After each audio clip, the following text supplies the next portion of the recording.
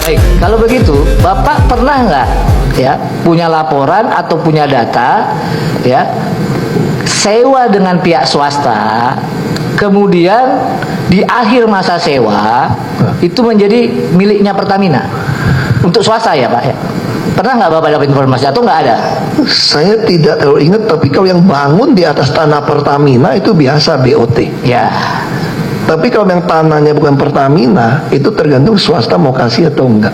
Maksudnya gimana? Kalau swastanya Misalnya saya yang punya tanah Pak ya, saya punya tanah bagus, saya bikin pelabuhan, lalu Pertamina mau sewa sama saya. Secara logika saya tidak mau berikan tanah saya kepada Pertamina. Saya sewa terus saja. Lalu saya bisa jual ke swasta juga minyak saya, tangki saya. Apalagi sewanya sudah bisa tutupin untung saya. Tapi kalau yang tanahnya Pertamina, waktu mereka bangun itu pasti lazim secara pemerintah kita minta BOT.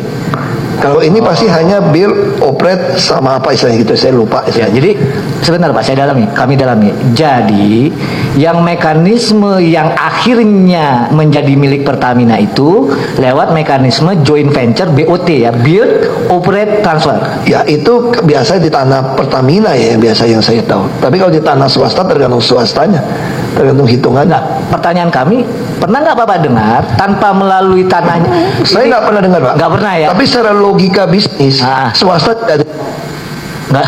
Nggak ada yang mau dong. Nggak mau. Saya pun tidak mau Pak. Kalau Bapak yang punya tinggi, Kalau saya punya, saya nggak mau juga. Mau sewa swasta aja. Kenapa saya bodoh kasih kamu udah sewa?